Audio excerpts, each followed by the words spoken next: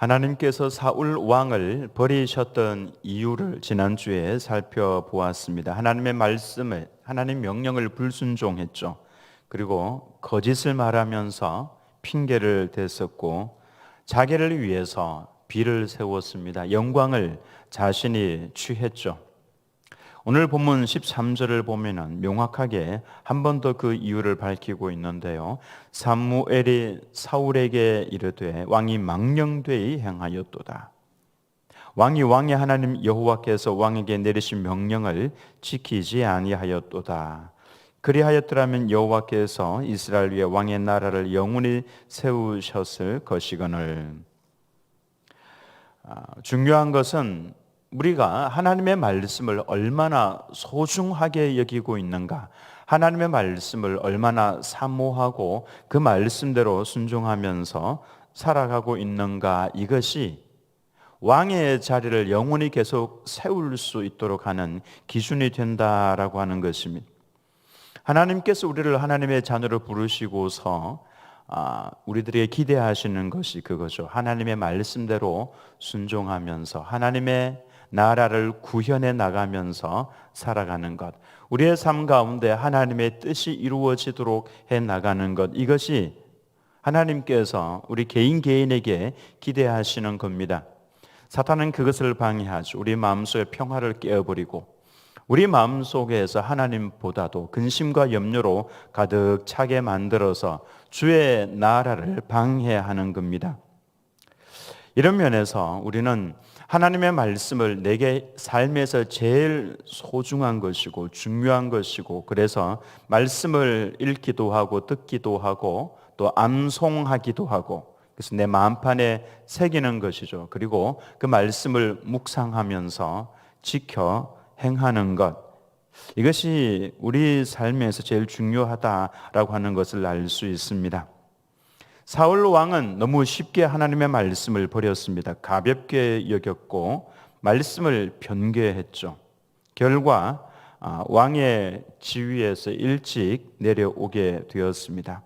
그리고 대신 하나님께서는 누구를 세우시냐 하면은 14절 말씀에 지금은 왕의 나라가 길지 못할 것이라 여호와께서 왕에게 명령하신 바를 왕이 지키지 아니하였으므로 여호와께서 그의 마음에 맞는 사람을 구하여 여호와께서 그를 그의 백성의 지도자로 삼으셨느니라. 왕이 하나님의 말씀을 지키지 않았지만은 하나님께서는 하나님의 마음에 맞는 사람을 택하셨다라고 하는데, 이 사람은 어떤 사람이겠습니까? 사울 왕에 빗대어서 말씀을 한 것을 보면은 하나님의 말씀을 귀하게 여기고 그 말씀대로 순종하며 사는 사람이다라고 하는 것을 우리가 충분히 짐작을 할 수 있죠. 하나님께서는 하나님의 마음에 맞는 사람을 구하십니다. 하나님의 맞는 사람. 이스라엘 백성 전체 인구 중에서 하나님의 마음에 맞는 사람이 얼마나 많이 있었겠습니까? 그런데 하나님께서 유심히 보신 사람은 딱 한 사람이었습니다. 하나님의 마음에 맞는 사람. 아시다시피 다윗이었죠. 보통 우리는 자격이 없는데, 아무런 자격이 없는데 하나님께서 일방적으로 선택을 하셔서 자격이 없는 나를 세워주셨다라는 표현을 많이 합니다. 근데 이 표현은 구원과 연관이 될 때는 분명히 맞습니다. 우리는 도무지 구원받을 수 있는 자격을 갖추고 있는 사람이 아니었습니다. 하나님의 형상이 완전히 깨어져 버려서 도무지 하나님을 구하고 찾을 수 없는 사람이었죠. 그런 사람이었는데 하나님께서는 무조건 선택을 해 주셨습니다. 죄악 가운데 빠져서 헤매이고 있는, 늪지에 빠져서 허우적거리고 있는 나를 찾아오셔서 발판이 되어주시고 반석이 되어주시고 빛을 비춰주셨죠. 설득 작업을 하시면서 내가 너를 사랑하니까 너는 내게로 돌아오라고 오랫동안 참으시면서 기다려 주셨습니다. 자격이 없는데 그렇게 해 주신 거죠. 전적인 하나님의 은혜입니다. 그런데 구원이 아니라 직분을 맡길 때는 다릅니다. 우리가 그렇게 하나님의 은혜, 무조건적인 그러한 은혜를 받고 자격이 없는데 마치 자격이 있는 것처럼 그렇게 구원을 시켜주셨으면 이제 우리가 성숙을 해야 합니다. 마냥 영적인 어린 아기에 머물러 있으면 안 되고요. 영적인 어린 아이의 특징은 그런 거죠. 참지 못합니다. 그리고 즉각적으로 반응을 보입니다. 아프면 아프고 좋으면 좋고 아프면 감사는 사라져버리고 이와 같은 것이 어린 아이의 영적인 어린 아이입니다. 말씀을 듣고 받을 때도 내게 달고 좋은 것만 받습니다. 그렇지 않으면은 다 무시를 해버리는 거죠. 영적인 어린 아이입니다.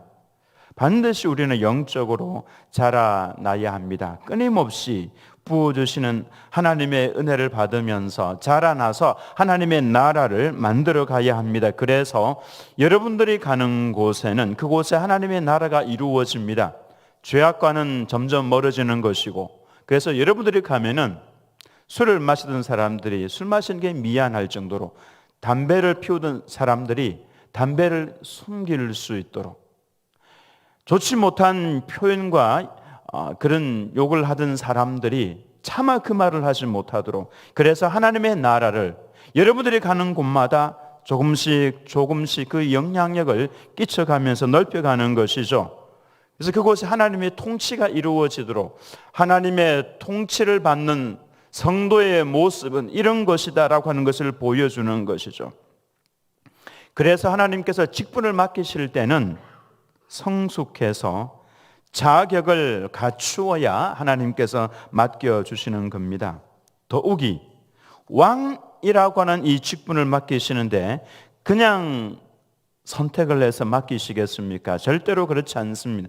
그러니 하나님께서 유심히 보시고 너 오케이, 너 합격이야 라고 한 그 사람, 하나님의 마음에 맞는 사람을 왕으로 세우신다라고 하는 겁니다. 그러면 나는 왕이 아니니까 괜찮겠지 라고 생각을 하시면 큰 오산입니다. 우리가 예수님을 믿는 사람이라면, 적어도 교회를 나가는 사람이라면 세상에서는 우리를 하나님의 자녀로 봅니다.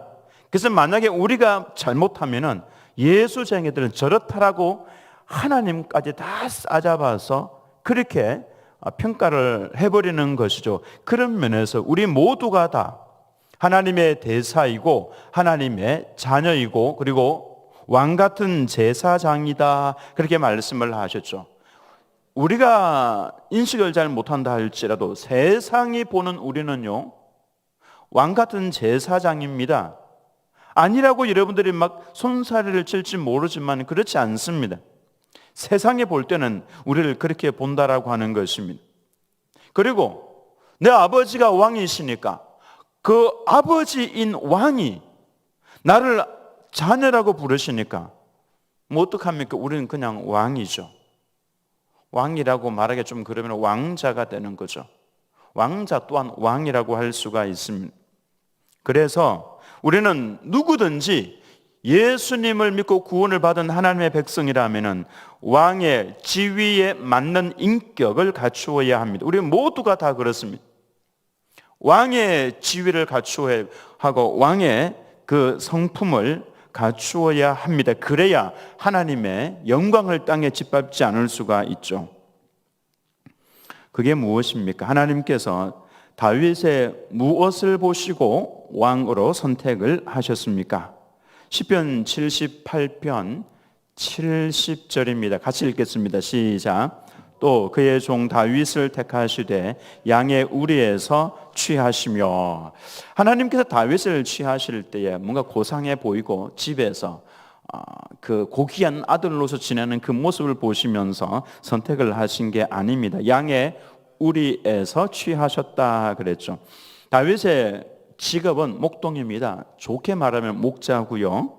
아주 어리니까 그냥 목동이라고 하는 것이 맞을 겁니다. 하나님께서는 다윗이 목동으로 있을 때에 일하시는 모습을 보시고 선택을 하셨습니다. 양의 우리에서 다윗을 취하셨다 말씀을 하시죠. 양의 우리, 냄새 나는 곳입니다. 제가 이스라엘 가서 양을 보니까 털이 흰 털이 아니고요, 이 광야를 다니는 양의 털은 누렇게 누리끼리 그렇게 되어 있습니다. 근데 풀밭이 있는 곳에서는 또 좀 다른데요. 그 광야의 먼지를 뒤집어 쓰고 다니는 그런 양들은요, 다니면서 푸른 풀이 아니라 말라 비틀어져 있는 그 건기에는 그런 말라 비틀어진 풀밖에 없습니다. 그 풀을 뜯어먹고 사는 양은요, 그냥 누런 양들입니다. 냄새도 많이 나죠. 그 양의 우리에서 다윗이 어떻게 하시는가를 유심히 지켜보시다가 오랫동안 지켜보신 거죠. 시편 78편 71절 말씀에 바로 그 다음 말씀이죠. 젖 양을 지키는 중에서 그를 이끌어내사 그의 백성인 야곱 그의 소유인 이스라엘을 기르게 하셨더니 젖 양을 지키는 중에 그를 이끌어내셨습니다. 젖 양은요, 이제 젖을 먹는 어린 양들을 말합니다. 쉽게 넘어지기도 하고 쉽게 잡아먹히기도 하는 그런 젖양, 이리저리 쓰러지는 양을 말합니다. 근데 다윗이 그 어린 양을 얼마나 섬세하고 또 신경을 써서 다루었는지, 밤에 잠을 잘 때도 쳐다보면서 또 잘 먹는지도 살펴보면서 혹시나 못 따라오고 있는지 늘 염두에 두면서 늘 신경에 쓰이는 거죠. 그래서 늘 쳐다보고 있는 겁니다. 때로는 사자나 늑대들의 밥이 되지는 않을까. 그래서 다윗은 물맷돌을 연습을 했습니다. 이 물맷돌을 연습을 한 거는요, 전 늑대나 사자들이 오기 전에 막아내기 위한 겁니다. 멀리 있을 때 돌려서 딱 던지는 거죠. 예방하기 위한 겁니다. 왜 그렇게 했냐면 이 어린 양들을 보호하기 위해서 그런 것이죠. 그래서 다윗은 물맷돌 하나를 던지더라도 정확하게 던지기 위해서 애를 쓰고 아주 정확하게 던질 수 있는 능력을 갖추었습니다. 하나님께서 유심히 보고 계셨습니다. 다윗이 양을 돌보는 이 마음속에 깔려 있는 것이 있었죠. 그건 바로 사랑입니다. 사랑이 없으면은 그렇게 못합니다. 사자가 오면 도망가야 되고요. 그리고 한 마리 양을 물어간다고 하더라도 한 마리가 희생해서 나머지를 살릴 수 있다면 이렇게 생각을 하겠죠. 그러나 다윗은 그러지 않았습니다. 사자가 오기 전에 돌을 던져서 쫓아내었고 그 다음에 혹시나 와서 양을 움켜가면 다윗은 쫓아갔습니다. 끝까지 쫓아가서 다윗의 고백을 보면 그렇습니다. 내가 그 짐승의 입을 잡고 찢어서 양 새끼를 그 입에서 상처 입은 양의 새끼를 구해내었다라고 그렇게 이야기를 하고 있습니다. 사랑이 아니면 할 수 없는 겁니다. 자신과 눈이 마주치고 있는 그 어린 양의 그 얼굴을 떠올리면서 달려가는 것이죠. 그의 성실함과 섬세함과 그러면서 아주 노련하게 되어가는 그 모습을 하나님께서 유심히 보고 계시다가 야, 너 합격이야. 그리고는 그를 선택을 하셨다라고 하는 것입니다. 하나님께서는 작은 일을 보시면서 큰 일을 구상을 하시는 분입니다. 그래서 이것 정도는 내가 그냥 대충 해도 되지 않을까, 그걸 하나님께서는 보고 계신다고요. 그 자세를 보는 겁니다. 그래서 하나님께서는 다윗이 몇 마리 되지 않는 그 양치는 모습을 보면서 하나님께서는 꿈을 꾸시는 겁니다. 내 백성을, 이스라엘 백성을 이렇게 먹이고 이렇게 치겠구나 라고 하는 것을 꿈을 꾸셨죠. 다윗의 자신의 삶에 주어져 있는 그 작은 일들을 대하는 자세를 하나님께서는 보셨던 것입니다. 그러므로 우리는 우리에게 맡겨져 있는 작은 일들에 대한 내 자세를 바로 해야 됩니다. 성실하고 그리고 마음을 다해서 충성하는 이 자세가 필요한 것이죠. 여러분들이 지금 하고 있는 그 일을 보십니다. 지금 하고 있는 그 봉사의 일을 하나님께서는 유심히 보고 계시는 거죠. 그리고 난 다음에 하나님께서는 반드시 큰 것을 맡깁니다. 목사님, 저는 지금 나이가 많아서 하나님께서 뭐 큰 일 안 맡겨주셔도 됩니다. 뭐 걱정 안 하셔도 됩니다. 성경 말씀에 보면요, 한 문화를 가지고 10문화를 남긴 종에게 예수님께서 이런 말씀을 하시죠. 내가 너에게 10고을 권세를 다스리는 권세를 주겠다라고 말씀을 하십니다. 그래서 말하는 고을은요, 우리나라 말로 그냥 고을로 번역이 됐지만 10개 성을 말하는 겁니다. 10개 성을 다스리는 왕의 권력을 주시겠다라고 말씀을 하신 겁니다. 너에게는 내가 5고을 다스리는 권세를 주겠다라고 그러셨죠. 즉 우리가 하나님 나라에 가면은 그냥 늘 먹고 놀고 자고 뭐 그렇게 하는 건 아닙니다. 영원한 그 시간 우리가 해야 될 일이 있는 것이죠. 그 일이 바로 다스리는 권세를 가지고 다스리는 겁니다. 10고을 권세, 5고을 권세.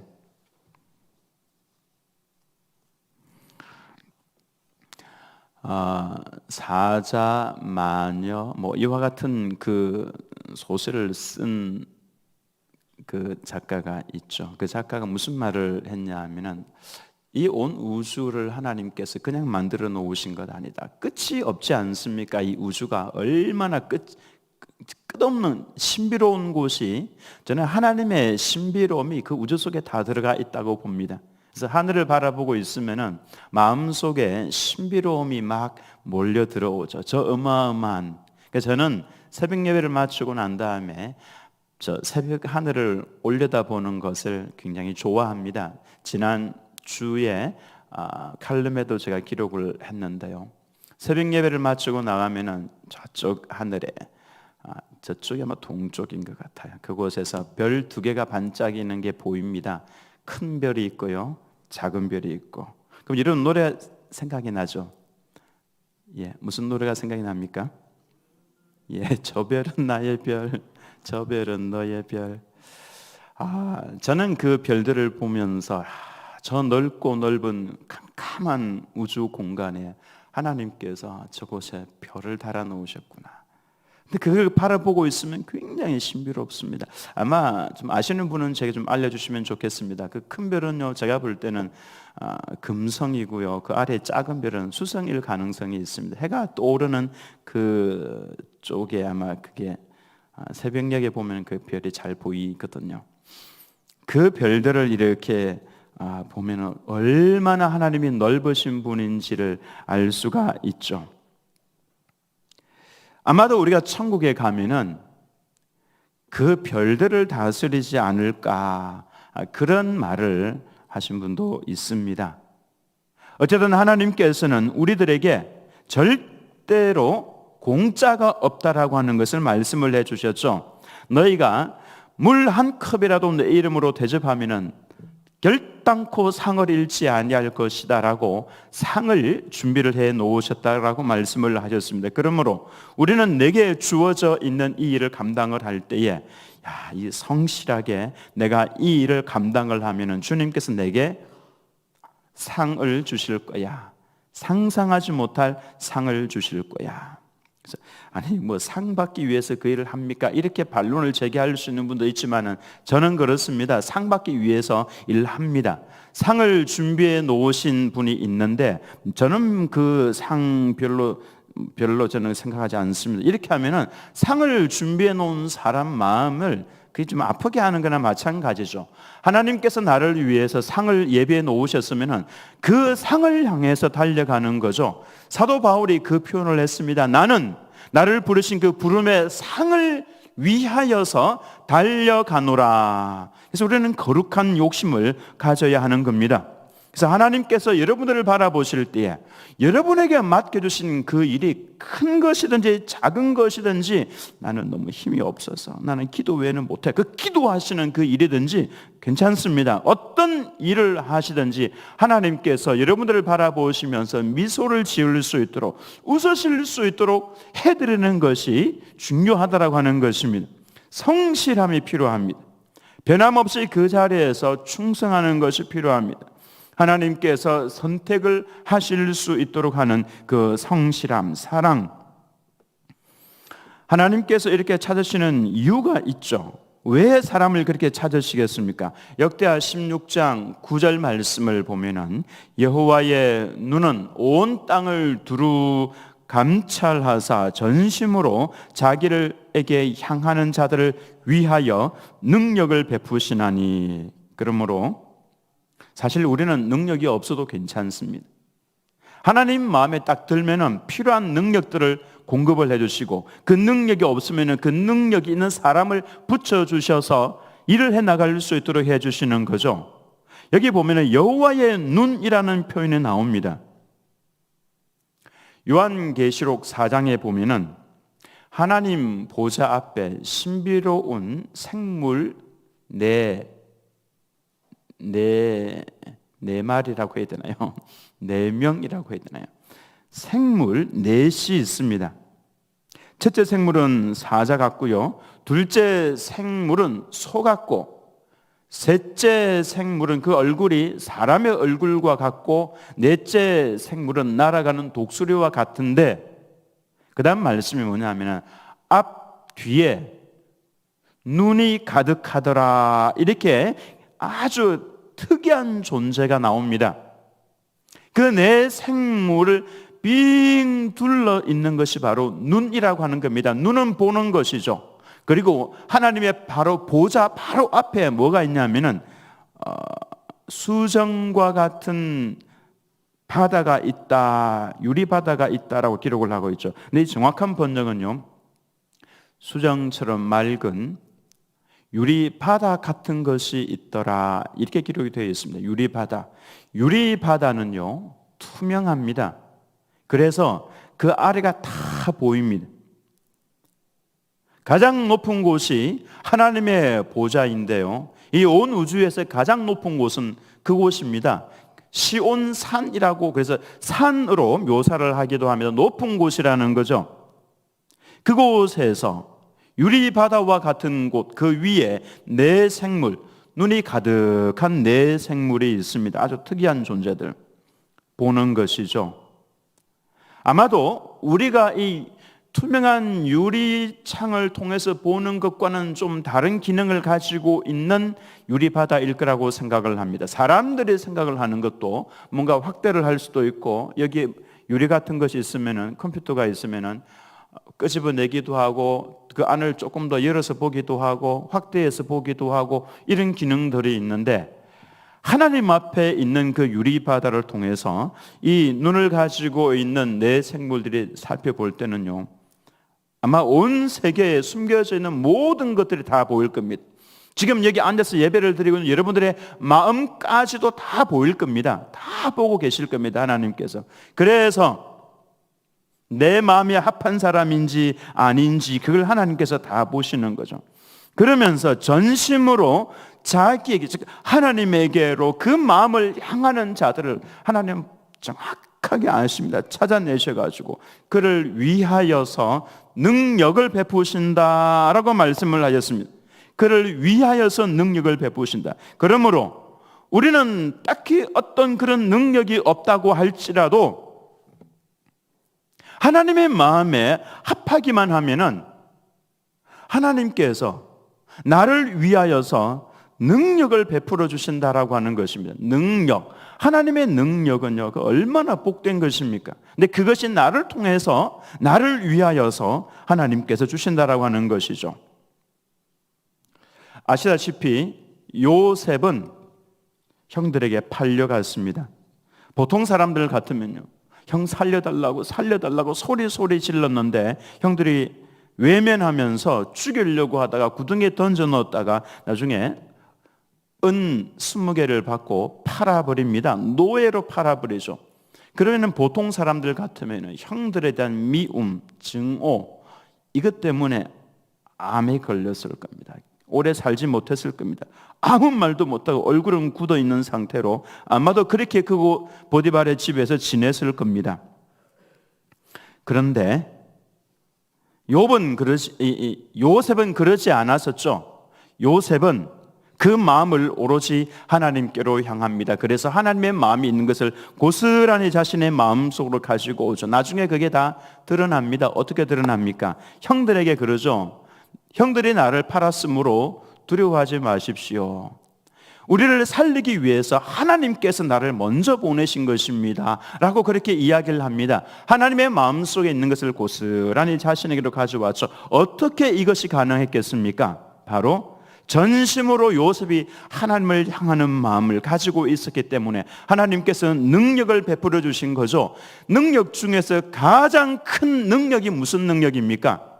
가장 큰 능력은요, 사랑하는 능력입니다. 용서하는 능력입니다. 세상에 어떤 기적을 행하고 그렇게 하는 그것보다 더 큰 능력이 사랑하는 능력입니다. 그래서 산을 옮길 만한 능력이 있다고 할지라도, 병을 치료하는 능력이 있다고 할지라도, 사랑이 없으면 아무것도 아니라고 그랬죠. 사랑이 없으면 끝나는 겁니다. 가장 중요하고 가장 큰 능력이 바로 사랑할 수 있는, 용서할 수 있는 능력이죠. 이 능력, 전심으로 하나님을 향하여 바라보고 있는 성도에게 하나님께서 주시는 가장 큰 선물이 바로 이 능력입니다. 이 능력을 베푸셔서 사람들을 포용할 수 있도록, 따를 수 있도록, 그 사람이 천국에서 가장 큰 자다라고 할 수가 있습니다. 저는 하나님께서 다윗을 선택을 하실 때, 우리에서 선택을 하실 때 바로 그 모습을 보셨습니다. 그래서 하나님께서 그를 왕으로 세우셨죠.